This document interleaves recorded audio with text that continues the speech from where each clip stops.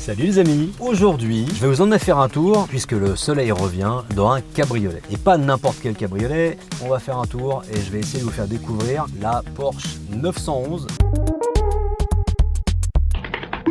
Mais partez pas, c'est pas la même que les autres. Je sais, c'est une 911 mais type 993. Celle-ci on l'a jamais fait, donc voilà. Bon.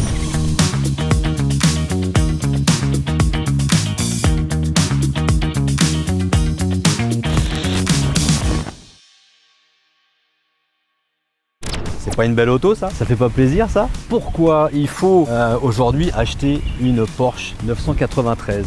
La Porsche 993 s'appelle comme ça parce que le type c'est 993 et c'est sorti en 1993.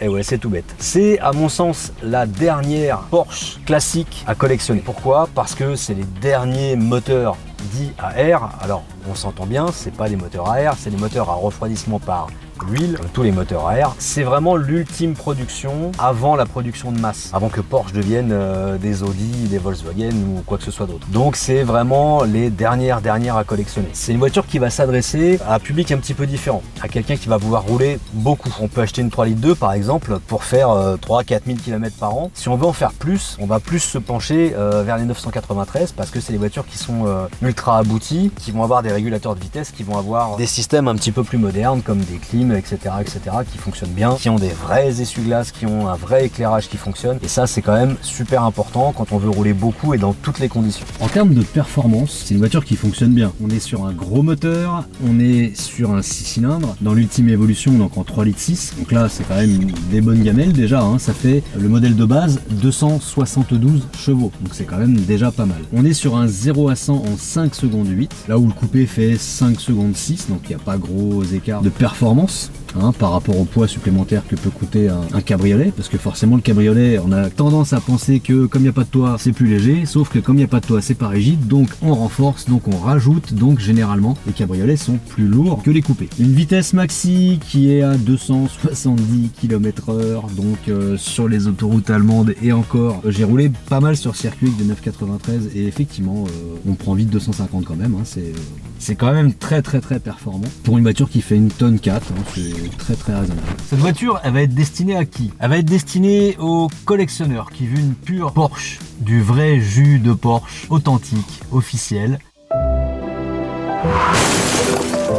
PN Classique présente son pur jus de Porsche. Fraîchement cueilli dans la campagne de Saint-Souplet, vous y trouverez le goût rêvé des meilleurs Porsche du monde entier. Jus de Porsche, authentique, original. Par PN Classique. Voir conditions dans les magasins participants. Ne pas fumer, utiliser son téléphone à côté du liquide. Finalement, celle-ci est très différente des générations d'avant, de tout ce qui va être type G, de la 3,2 litres ou de même de la 964, parce qu'elle est ultra évoluée. Elle a des vrais phares au xénon qui éclaire. Elle a des essuie-glaces d'ailleurs, c'est là où on voit la différence, c'est que les deux bras sont rapprochés. Elle va avoir un moteur très performant, elle va avoir un gros système de freinage. Donc là, au niveau frein, on est ultra performant aussi. Et à la fois, elle a un châssis qui va être très bien développé. C'est-à-dire qu'on est sur des multibras en aluminium, sur quelque chose qui tient très bien la route. Et du coup, c'est une voiture très facile. Jusque-là, les Porsche étaient très piégeuses, très compliquées, parce que moteur en porte-à-faux arrière, etc.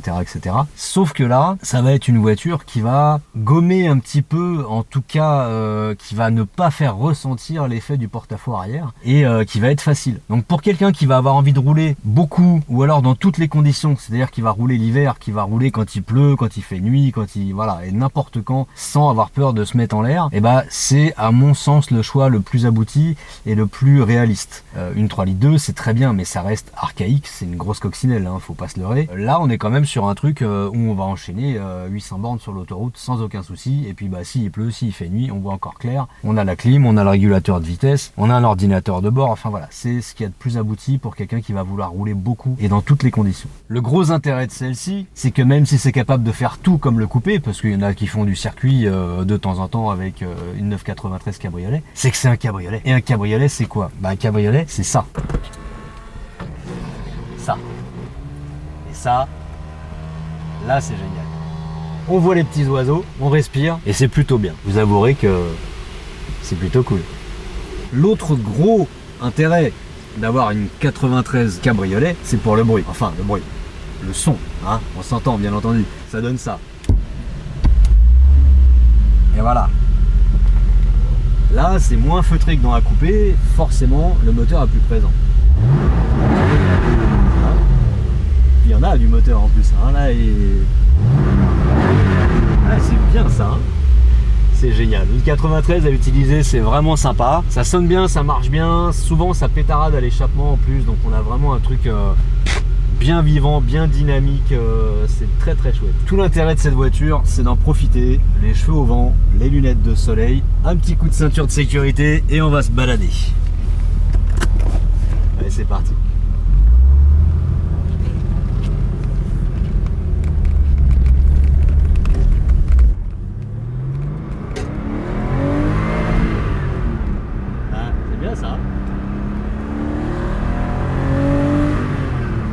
C'est bien ça. Donc tout l'intérêt de cette voiture là, il est là. On a un truc très sophistiqué, très facile à utiliser, n'importe qui peut le conduire. On a tout l'intérêt de ne pas avoir de toit. Tout ça dans une Porsche qui est performante, qui a un châssis, qui freine, qui va pouvoir aller autant faire des courses dans un supermarché que de faire une journée de circuit ou partir en week-end et de taper 500 bornes ou 1000 bornes d'autoroute. Ça, c'est plutôt bien. C'est quand même ultra polyvalent. On n'a pas beaucoup de bruit une fois décapoté parce qu'on a le filet anti-remous qui est d'origine. C'est quand même assez bien pensé et c'est vraiment agréable. Vraiment, un truc de fou. On n'est pas bien là. On n'est pas dans une ultra sportive, dans une voiture un petit peu exigeante, un petit peu fatigante qui va vous mener, vous secouer un peu dans tous les sens. Là, pas du tout. Regardez, on est sur de la promenade, sur le couple, et c'est une auto qui est capable de monter à 270 km/h. Pour un cabriolet, c'est plutôt exceptionnel. Qu'on monte dans une Porsche de 1964 ou dans une 993 jusqu'en fin de production, donc jusqu'en 98, on va passer de l'une à l'autre et à chaque fois on va retrouver ses marques. On va savoir où on est, on va savoir comment ça fonctionne et ça c'est quand même incroyable. C'est la continuité dans le changement, c'est très allemand ça, hein, de faire des innovations sans changer les grandes lignes. Mais là pour le coup c'est vraiment réussi parce qu'on a vraiment une voiture ultra moderne et à la fois ultra conservatrice. C'est vraiment un tour de force. En termes de budget pour cette auto là, on va dire que ça commence à 50 000 €. On va avoir un bel exemplaire autour de 60, un très bel exemplaire. Celle-ci est particulièrement belle, elle n'a pas de kilomètres et elle est extrêmement belle et extrêmement bien entretenue. On est à mon sens plus sur 65 000 €. Faut bien se méfier avec ces voitures-là parce que c'est quand même des voitures qui sont pas épargnées par la rouille. Ça reste une 911, donc ça rouille. Les baies de pare-brise par exemple, notamment, rouillent extrêmement facilement. Donc il faut bien se méfier, on fait appel à un professionnel. On va pas acheter une Porsche 911, quelque modèle que ce soit, on l'achète pas ça tout seul. On fait appel à un professionnel, on la voit sous un pont et on vérifie tout dans tous les recoins, sous toutes ses coutures, etc. Et une fois qu'on a fait ça, qu'on a trouvé le bon modèle, et ben c'est que du bonheur. Un autre point qu'il va falloir prendre en compte si vous achetez une 993 par rapport à une 3,2 litres ou à une 964, c'est le prix de l'entretien. Plus ça va être moderne, plus on va payer cher d'entretien. Ces voitures-là, comme la 964 déjà, ont des volants moteurs bimasse, ont des doubles allumeurs, ont pas mal d'électronique embarquée finalement, et on va se retrouver avec des coûts d'entretien et des coûts de réparation qui vont être 2 à 3 fois supérieurs par rapport à une 3,2 litres. Donc c'est à prendre en compte au niveau de l'achat. Les pneus sont plus gros donc ils sont plus chers, les freins sont plus gros donc les plaquettes sont plus chères, etc., etc., etc. Donc on se méfie, on vérifie d'abord si on a de quoi entretenir correctement la voiture. Ce serait dommage qu'elle reste sur cale pendant 6 mois à la moindre panne, alors qu'on aurait pu continuer à rouler et à réparer une 3,2 litres. Faut bien prendre ça en compte au niveau de l'achat. Je vais vous faire découvrir un petit peu l'intérieur, le moteur et puis le compartiment à bagages. Le Porschiste classique, il va pas être dépaysé avec cette voiture parce que forcément on va retrouver notre univers complet de d'habitude. Nos 5 compteurs, la casquette, même tout ce qui va être interrupteur, etc.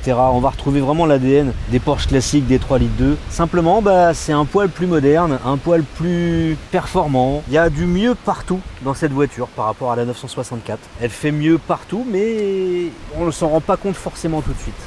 Alors bien sûr, quand on a le saut devant, les places arrière, elles ne servent pas à grand chose. Par contre, si on rabat les sièges, on se retrouve avec un beau coffre finalement. Donc là, on peut mettre des bagages, on peut mettre de la valise, du sac, et il y a encore un autre coffre à l'avant. Pas immense, mais qui peut servir. Alors là, on a le couvre-capote qui est encore plié, mais on a encore de la place. Et ça, plus les places arrière, bah, finalement, ça suffit pour partir en week-end et c'est plutôt agréable. Je vais vous emmener découvrir le moteur, enfin la partie visible d'un moteur, parce que là-dessus, forcément, on voit pas grand-chose. On a toujours dans l'ADN Porsche cette fameuse turbine de refroidissement, puisque on est toujours, comme je disais tout à l'heure, sur un moteur refroidi par huile, donc huile et air. Et finalement, bah, de ce gros 6 cylindres à plat 3,6 litres, on ne voit pas grand chose en levant le capot. Donc on va rentrer dans l'ère des productions modernes où bah, quand on lève le capot, on ne voit pas grand chose du moteur. Malheureusement, ça c'est un peu un regret. Intemporel. Le coup de crayon de la 911, il est toujours là. On voit qu'on a des grosses jantes, des gros freins, mais finalement c'est toujours une 911. Bon bah voilà les amis, c'est la fin de cette vidéo. J'espère que vous aurez apprécié ce petit tour en Porsche 993, que vous aurez découvert quelques trucs et que vous aurez apprécié la voiture, parce que franchement c'est une voiture qui vaut le coup. Et si vous êtes un gros rouleur et que vous voulez une Porsche classique, c'est celle-là qu'il vous faut. Vous avez vu que vous avez bien fait de rester, c'était une 911, mais c'était une autre belle 911. Il y en a tellement dans la gamme. Allez, salut les amis, à bientôt. Moi je retourne à mon... Hein